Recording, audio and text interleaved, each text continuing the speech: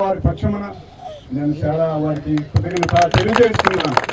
మన బాధలు మన కష్టాలు వారికి చెప్తున్నాం. మన రామారావు గారు ఆనాడు ఏం చెప్పారంటే మనకి మంచిగా చెప్పారు.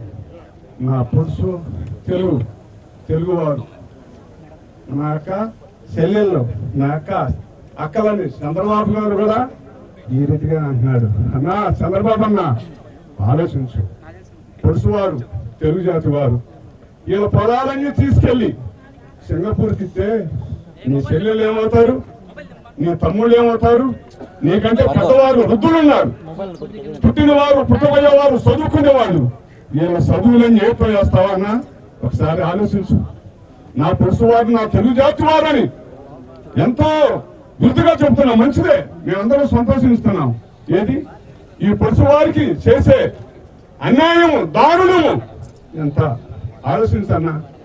మా పేదవారిని ఎకరం ఉండే రైతులను తీసుకెళ్లి కన్నీటితో బిడ్డలు చదువు లేకుండా అయిపోతుంది, బిడ్డలు వివాహం చేసుకోలేని పరిస్థితులు. ఇలా పరిస్థితులు ఏందో చూడన్నా. సింగపూర్ ఒక ఉన్నతమైన స్థాయిలో సముద్రంలో ఇళ్లు కట్టుకునే వారిని తీసుకొచ్చి ఈ పేదవారి నోట్లో మన్ను కొట్టి వీళ్ళ బాధలు ఎవరో మన కొరకై వచ్చాడన్నా, మన బాధలన్నీ తీర్చానికి వచ్చాడన్నా.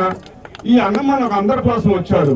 అన్నను చూస్తానికి మనందరం వస్తుంటే ఆ ప్రాంతం నుంచి అక్కడ గేట్లు పెట్టి తాళ్లు కట్టి ప్రభుత్వం అధికారులు ఏం చేద్దాం, వారి చేతుల్లో ఉన్నారు. పోలీసు వారిని కూడా మనం ఏం చేద్దాం. వారుగానే అంటే మొన్న గేదెలు అడ్డం వస్తే నలుగురికో ముగ్గురికో మందడంలో ఉద్యోగాలు ఖాళీ చేశారు. వారి ఉద్యోగాల ధర్మాన వాళ్ళు రాని కూడా చేయాల్సిన పద్ధతులు వాళ్ళది. ఏం చేస్తా, వారు భార్య బిడ్డలు ఉంటారు. వారి మటుకు ఏం చేస్తారు, అరే నాయన మన ఉద్యోగం పోతే అట్లా పోనీకుండా అభ్యాలని వాళ్ళు ఆలోచిస్తారు.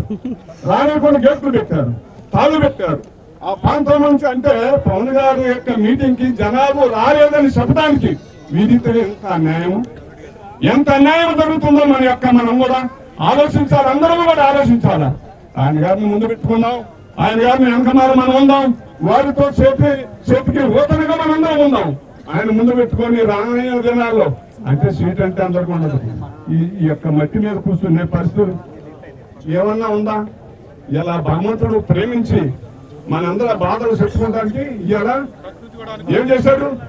పగటి వేళ మేఘస్తంభం ఆనాడు ఆ గంధాల్లో రాయబడింది. రాత్రి వేళ అగ్ని స్తంభంలో నడిపించిన మహానీయుడైన ఆ భగవంతుడు ఈనాడు మనందరి బాధలు వినటానికి, మన కష్టాలు వారితో చెప్పుకొని మన కష్టాలు తీర్చుకోవటానికి చల్లనైన కాలంలో దేవుడు ఉంచాడని ఆ ప్రభు భగవంతుడే మనం మనసారా ఆయననే మనం తెలుసుకోవాలా. ఆయన ముందు పెట్టుకుందాం, మనం సాగుదాం.